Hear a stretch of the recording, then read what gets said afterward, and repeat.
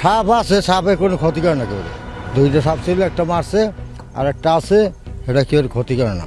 এলাকায় জনশ্রুতি আছে এখানে দুটো সাপ পাহারা দিত, তার মধ্যে একটা মারা গেছে আরেকটা এখনো আছে, তবে কারো কোনো ক্ষতি করে না। কথাগুলো বলছিলেন যিনি, তিনি এবং তার পিতা কিংবা পিতামহ জানেন না এই দেওয়ালের ঘরটি কবে, কেন, কিভাবে হয়েছে।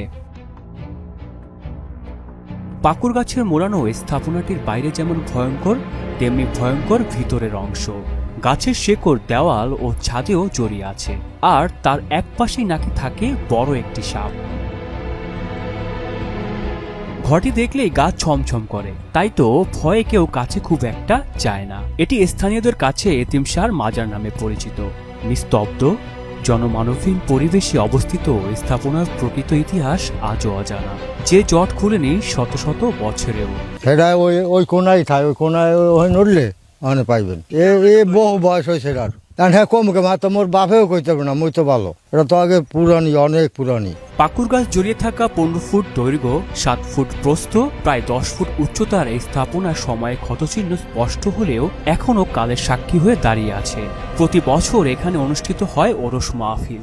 বরিশালের বাকেরগঞ্জ উপজেলার 10 নং গারুলিয়া ইউনিয়নের সাহেবপুর গ্রামে 500 বছরের বেশি সময় ধরে দাঁড়িয়ে আছে এক রহস্যময়ী প্রাচীন স্থাপনা, যার স্থাপত্য শৈলীতে মোগল আমলের মুসলিম শিল্পরীতির স্পষ্ট ছাপ লক্ষ্য করা যায়।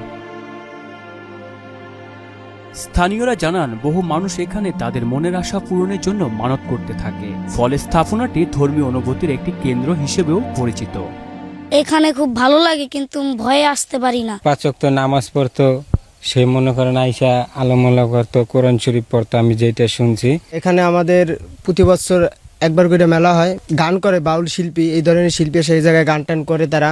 আমার ধারণা যে এখানে হয়তো কেউ ধ্যানে মগ্ন থাকতো, অথবা এটার ভিতরে একটি মেহরাব সদৃশ্য জায়গা আছে, তাতে বোঝা যায় এখানে হয়তো নামাজ পড়ার জন্য তৈরি করা হয়েছিল। স্থাপনাটিতে যাওয়ার জন্য কোনো সড়ক নেই, তাই সংরক্ষণ সহ যোগাযোগের ব্যবস্থা করলে ভবিষ্যৎ প্রজন্ম এখানে আসতে পারবে এবং জানতে পারবে এখানে কি ঐতিহ্য ছিল বা তার পেছনের ইতিহাস কি।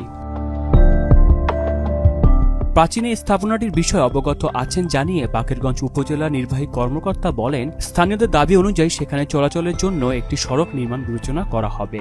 আমরা আগে ফিজিবল স্টাডি করে দেখি যে আসলে ওখানে কি প্রয়োজন আছে, কিভাবে করলে ওখানে জনগণের যাতায়াত ব্যবস্থা সুবিধা হয়, সেটা আমরা ব্যবস্থা নিচ্ছি। প্রাচীন এবং ভুতুরে এই স্থাপনাটি যেমন এক নজর দেখলেই রহস্য ঘেরা মনে হয়, তেমনি কাছাকাছি যেয়ে বেড়ে যায় রহস্যের পেছনে অজানা ইতিহাস জানার আকুতি। আহসানুল হৃদয়, মোহনা ডিজিটাল।